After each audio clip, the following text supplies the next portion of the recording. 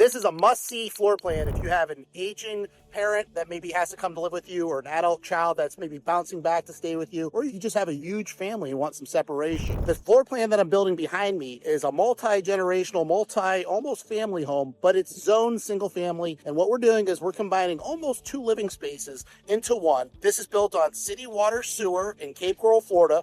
One side, which has the 2-car garage side, has 4 bedrooms, 3 bathrooms, living area, kitchen.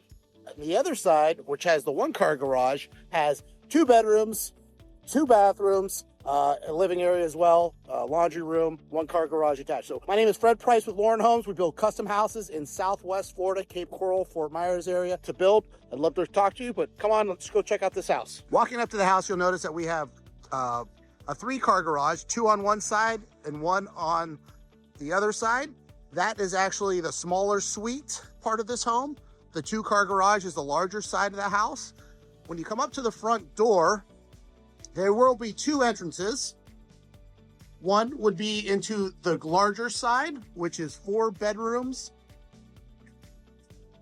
and 3 baths. And the other side, back out here, is going to offer 2 bedrooms and 2 baths. Okay, so we're going to start on the larger side first. Nice big open area when you first walk in. Beautiful kitchen that we have built here. TV and so forth will be set up on this wall. We're still under construction, so you'll see some of the stuff that we're working on.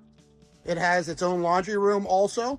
So if you're walking in from the 2-car garage side, you come through the laundry room into the living area. You'll see the nice kitchen. It has a pantry. So nice big walk-in pantry closet. You'll see there. A dining area over here. To the right, we have a shared under truss lanai, which we're going to put pavers down on that.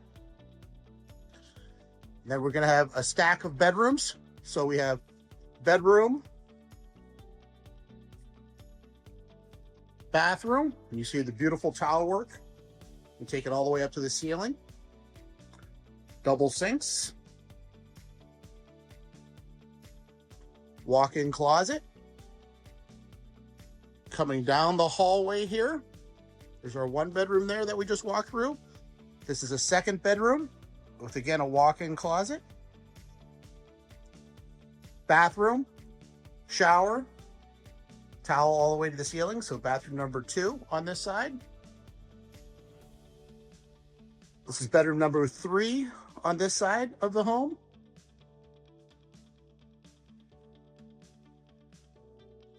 And then bedroom 4, which also has its own bathroom and another walk-in closet. So this is quite a nice size, large home. We're building this on city utilities, so it'll have city water and sewer. Beautiful cabinetry selection, quartz countertops. In our homes, we always have the 8-foot doors, and we have a 9/4 beam, so it gives us a higher ceiling in the home, so it feels very open and spacious. So this is just one side of this home. And you could see that this house actually by itself is a large house, just this little side. Now we're gonna come through how it would pass through the home into the other living quarters that could be sectioned off. But we all have a laundry room here, which could be also a shared laundry room. There's the door coming in from the garage. There's that front door that we opened up to show you. So this would be the sitting area. TV setup would be there. You have a bedroom up front. The closet has a kitchenette area as well.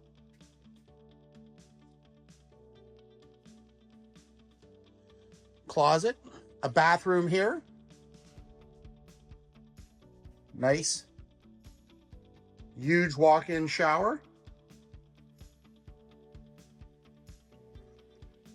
And another bedroom. That door leads out to that under truss lanai. And there's another walk-in closet. So this side of the home has 2 bedrooms, a bathroom, laundry room, and a 1-car garage. So lots of neat things to look in with this home. This could be a great house, multi-generational. Maybe you have an adult child that's living with you. Maybe your parents are aging. Maybe you got a friend that you love to bunk up with, but you need a little bit of space to get away. That way you have different spots to entertain.